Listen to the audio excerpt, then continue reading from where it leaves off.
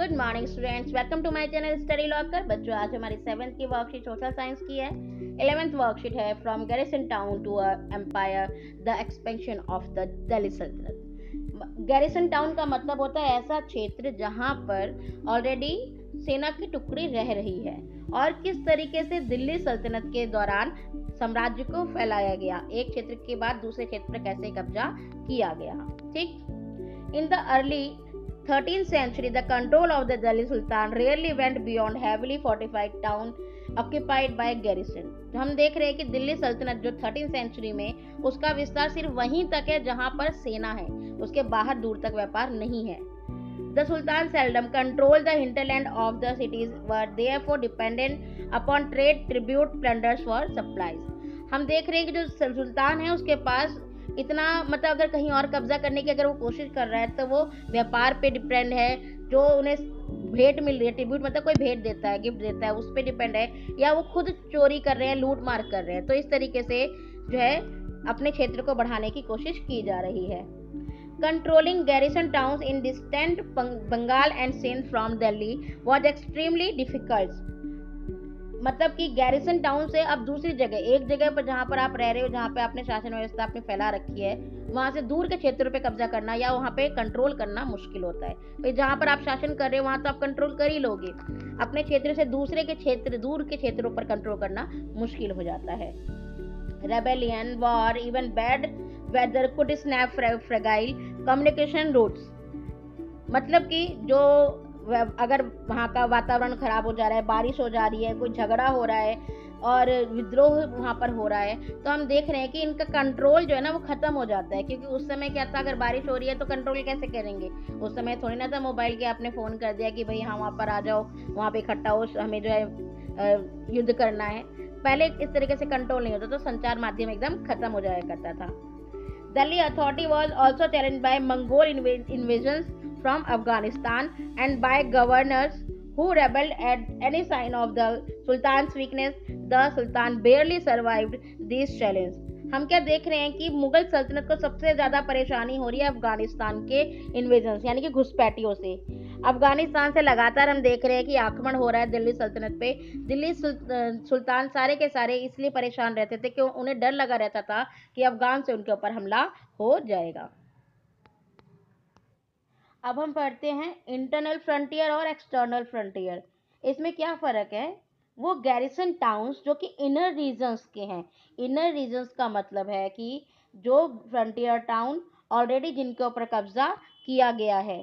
ठीक, the campaign along the internal frontier of the सुल्तनत aimed at consolidating the hinterland of the garrison towns. मतलब कि जो दोआब का क्षेत्र है उसको भी कंट्रोल में लाने की कोशिश की जा रही है। दोआब का मतलब होता है दो नदियों के क्षेत्र का बीच का क्षेत्र। हम इसमें देख रहे हैं military expedition into southern India started during the region of Alauddin Khilji and culminated with Mohammad Tughlaq. हम देखते हैं कि मोहम्मद तुगलक के टाइम में सबसे ज़्यादा जो है विस्तार किया जा रहा है क्षेत्रों का। हालांकि अलाउद्दीन खिलजी के टाइम में दक्षिण साइड में ज़्यादा जो है विस्तार किया गया। Forests were cleared in the Ganga, Jamuna, Doab and hunter-gatherers and pastoralites expelled from their habitats. These lands were given to peasants and agriculture was encouraged। हम देख रहे हैं कि जो एरिया जहाँ पे हंटर गैदर्स रह रहे थे, मतलब कि जो शिकार करके खाते हैं रहते हैं, उन लोगों को हटा करके वो ज़मीन जो है किसानों को दे दी गई, जिससे कि कृषि हो सके और उससे उन्हें बेनिफिट मिल सके। In their campaign, Sultanate armies captured elephant, horse, slaves, carried away precious metals. By the end of the Muhammad Tughlaq's reign, the armies of the Delhi Sultanate had marched across a large part of the subcontinent। हम देख रहे हैं कि ये जो मोहम्मद तुगलक है उसके नेतृत्व में जब वो चारों तरफ अपना विस्तार करने की कोशिश कर रहा है, तो इन लोगों को जो भी चीज़ मिल रही है ये लोग उस पर कब्जा कर रहे हैं। हाथी, घोड़ा, गुलाम, जो भी चीज़ मिल रही है।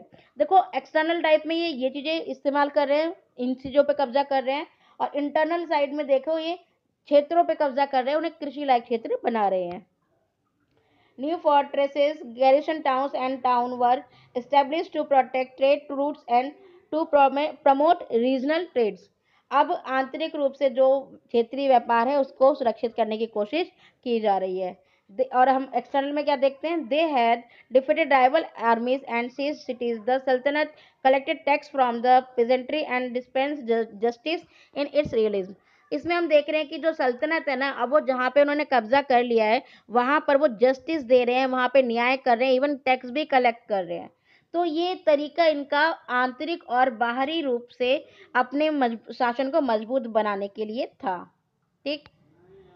हिंटरलैंड कहते हैं जो एरिया जहां पर कि मतलब the land adjacent to a city और port that supply in it with goods and service, ऐसा क्षेत्र जहां से व्यापार किया जा रहा है, बंदर वाला जो एरिया उसे हिंटरलैंड कहा गया।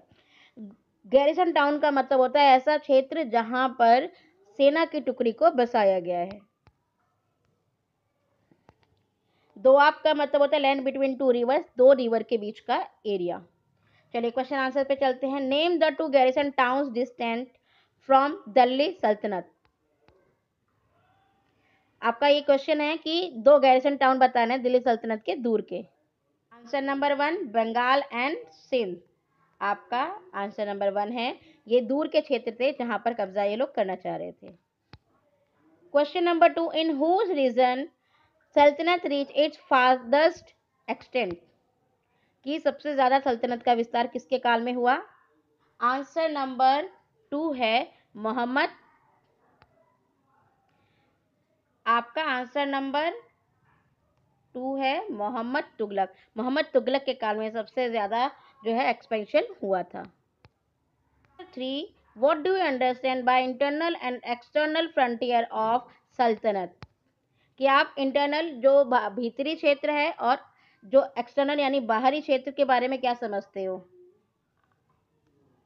आंसर नंबर 3 इंटरनल फ्रंटियर जो कि ऑलरेडी जिनके ऊपर कब्जा किया हुआ गैरिसन टाउन्स है, और वो एरिया जो कि उससे दूर है वो एक्सटर्नल है। तो आपका आंसर नंबर 3। अब आपको एक एक्टिविटी दी गई है जिसमें आपको एक फिजिकल आउटलाइन मैप में अलाउद्दीन खिलजी ने जो साउथ इंडिया में अपना अभियान चलाया था, कैंपेन चलाया था, उसको दर्शाना है। इसके लिए मैंने एक मैप अटैच किया है, उससे आपको हेल्प मिल जाएगी। की मदद से आप अपने आंसर को जो है अपना एक मैप लीजिएगा ब्लैंक, और उसमें इन क्षेत्रों को दर्शाते हुए कि किस तरीके से पूरे क्षेत्र पर दक्कन यानी साउथ साइड के क्षेत्र पर कैंपेन चला करके कब्जा किया गया। बच्चों, आपको अगर ये वीडियो पसंद आई है तो इसको लाइक करें, मेरे चैनल को सब्सक्राइब करें, पढ़ते रहें, कोविड-19 से बचे रहें। धन्यवाद।